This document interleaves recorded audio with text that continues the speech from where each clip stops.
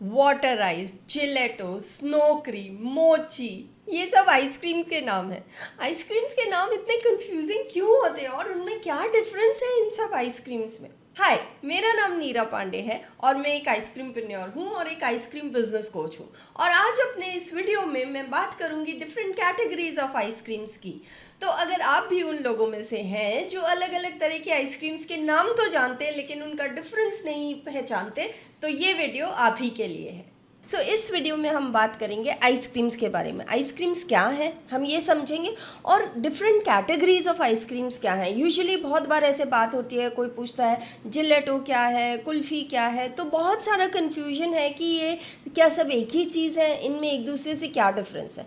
तो let's understand that in this video. सबसे पहले तो आइसक्रीम क्या है। जब आइसक्रीम वर्ड आता है लोगों के मन में तो ख़ास तौर पे इंडिया में लोग ज़्यादातर ये सोचते हैं कि आइसक्रीम क्या है, दूध है, उसमें कुछ कुछ मिलाया, गर्म किया और उसको फ्रीज़ करने रख दिया। लेमन के लिए वो ठीक है, लेकिन जब हम बिज़नेस कर रहे हैं, इस पर हमारा जब लाइवलीहुड डिपेंड करेगा, हमारी अर्निंग्स इस पर डिपेंड करेंगी, तो ये इंपॉर्टेंट है कि हम अंडरस्टैंड करें कि आइसक्रीम है क्या टेक्निकली। आइसक्रीम जो है उसकी टेक्स्ट बुक डेफिनेशन ये है कि वो एक स्वीट एंड फ्रोज़न फूड है, यूजुअली डेजर्ट की तरह यूज़ किया जाता है। लेकिन अगर उसका स्ट्रक्चर देखा जाए तो आइसक्रीम जो है वो एक कॉम्प्लेक्स स्ट्रक्चर है जो कि मिलके बना होता है फैट का, आइस क्रिस्टल्स का और एयर पॉकेट्स। ये जो फैट, आइस क्रिस्टल्स और एयर पॉकेट्स हैं, ये सब जब कंबाइन किए जाते हैं फेवरेबल कंडीशंस में, तब ये जाके अप्रोप्रिएट मशीन्स के यूसेज से तब ये जाके हमें एक एंड प्रोडक्ट देते हैं आइसक्रीम के रूप में, जो कि बहुत स्मूथ होता है, रिच होता है, एलीट होता है और डिलीशियस होता है अपने टेक्सचर में, अपने लुक में, अपने माउथ फील के साथ और अपने टेस्ट के साथ। आइसक्रीम बेसिकली सिर्फ दूध में कुछ कुछ डाल के जमा देना नहीं है, ये कॉम्प्लेक्स स्ट्रक्चर है जिसमें कि फैट पार्टिकल्स, आइस क्रिस्टल्स और एयर पॉकेट्स जो हैं यूनिफॉर्मली डिस्ट्रीब्यूटेड है across the structure of ice cream, जिसके कारण हमें ये एंड प्रोडक्ट मिलता है जो कि एलीट होता है, प्रीमियम होता है।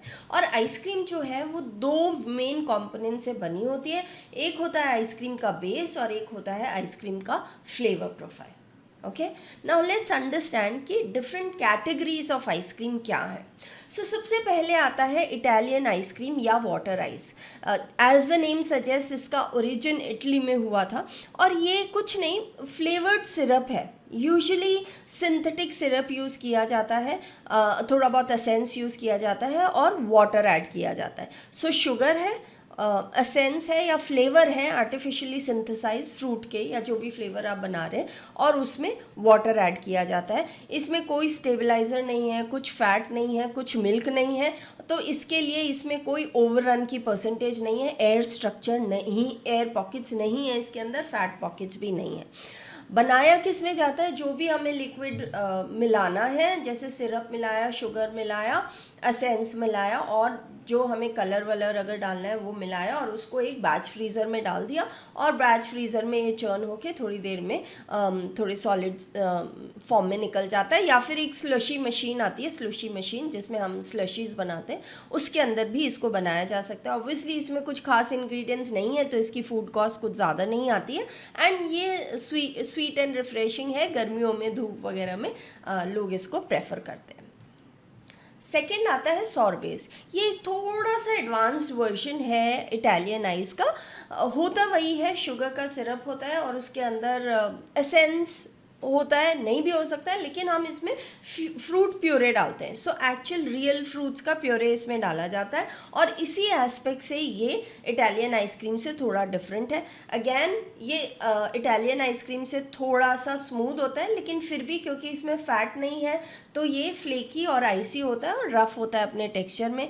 इसमें भी बटर फैट नहीं है कुछ भी और ओवररन भी नहीं है क्योंकि फ़ैट नहीं है, स्टेबलाइजर्स नहीं है, और ये भी बैच फ्रीज़र में बनता है। इसको सर्व करने के लिए या तो वो जो डिस्प्ले कैबिनेट होता है उसमें रखा जाता है और स्कूप करके दिया जाता है, मेनली वैसे दिया जाता है। एंड इसकी थोड़ी सी कॉस्ट हायर है as compare to Italian ice because इसमें रियल फ्रूट डाला जाता है।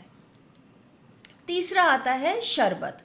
अब शरबत जो है उसका जो बेस होता है वो या तो इटालियन आइसक्रीम का बेस होता है या फिर सॉर्बे जो हमने डिस्कस किया उसका बेस होता है। मतलब कि उसमें शुगर होगा, उसमें कुछ एसेंस या फ्रूट प्योरे होगा और कुछ फ्लेवर कलर हो सकता है।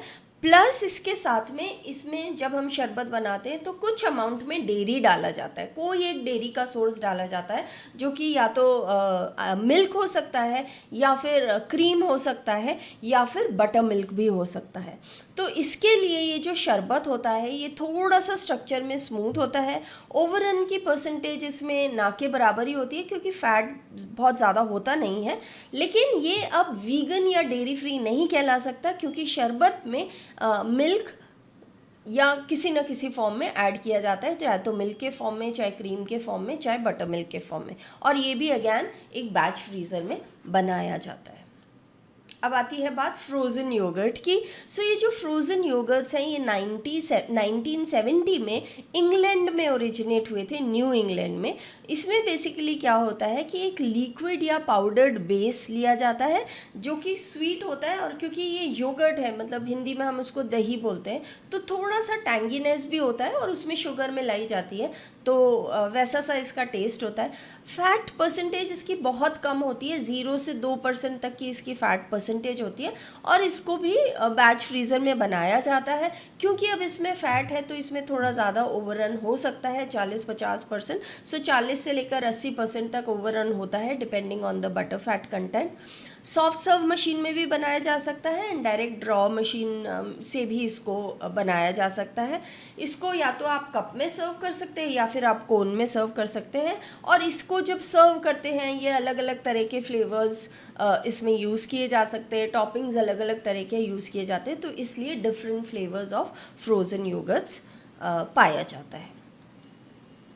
फिर आता है जिलेटोस। नाउ जिलेटोस जो है ये एक फ्रोज़न डेजर्ट है अगैन फ्रॉम इटली। सो इसका जो बेस होता है वो या तो लिक्विड होता है या पाउडर्ड होता है, दोनों से बन सकता है।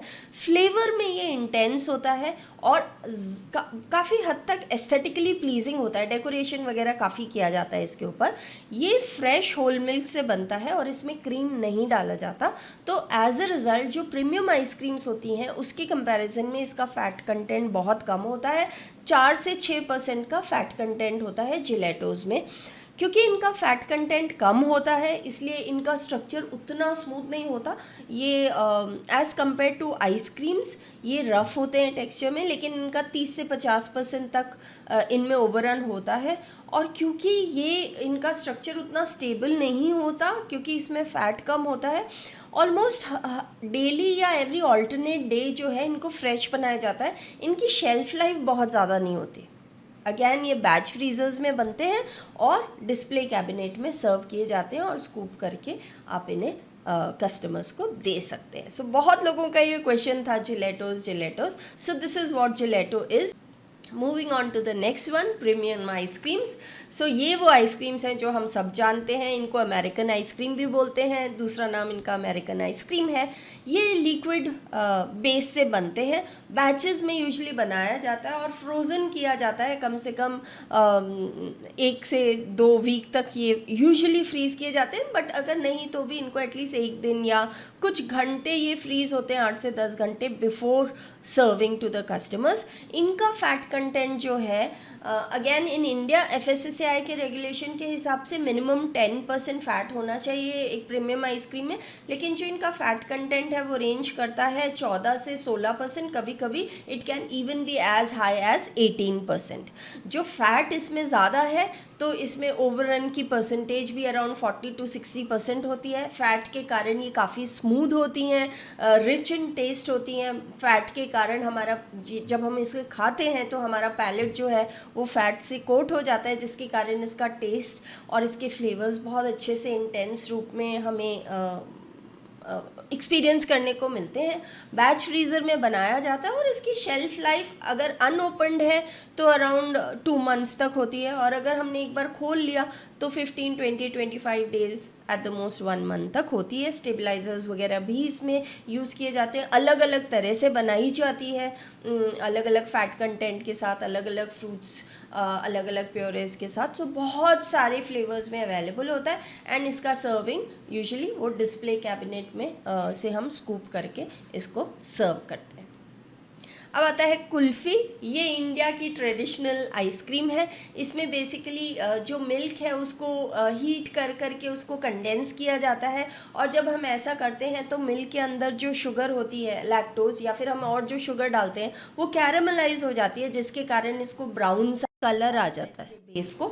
और फिर उसको ठंडा करके डायरेक्टली उसमें जो भी हमें फ्लेवर्स ऐड करने हैं, फ्रूट्स ऐड करने हैं, वो ऐड करके इसको डायरेक्टली फ्रीज होने दिया जाता है। तो इसमें चर्निंग नहीं की जाती, बैच फ्रीज़र यूजुअली यूज़ नहीं करते हैं इसके लिए। तो इसके लिए इसमें ओवररन की परसेंटेज 0 होती है, और ये बहुत इंटेंस और थिक होता है as compare to other premium ice creams.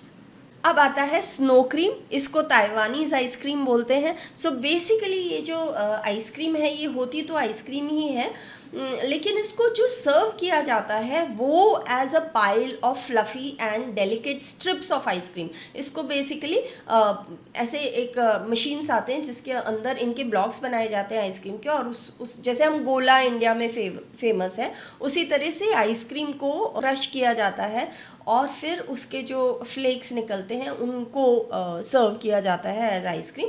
Various toppings के साथ सर्व कर सकते हैं, और ये बेसिकली फ्रूट्स के साथ सर्व हो सकता है। कंडेंस मिल्क की टॉपिंग डाली जा सकती है, चॉकलेट की डाली जा सकती है। सो इस तरह से ये आइसक्रीम का प्रेजेंटेशन होता है, और इसको ताइवानीज़ आइसक्रीम बोलते हैं या फिर स्नो क्रीम भी बोलते हैं।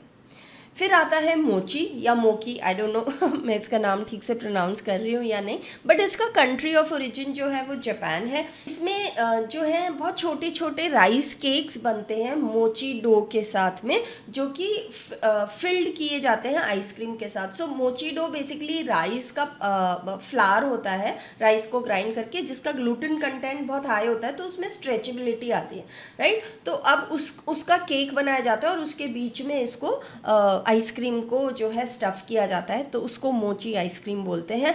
एंड ये आइसक्रीम जो है ये सैंडविचेस के जैसी ही होती हैं एक एक्सटेंट तक, बट ऑब्वियसली टेस्ट और फ्लेवर डिफरेंट होता है, एंड विजुअल अपील भी डिफरेंट होती है, बिकॉज ये राइस के केक में फोल्ड की जाती हैं।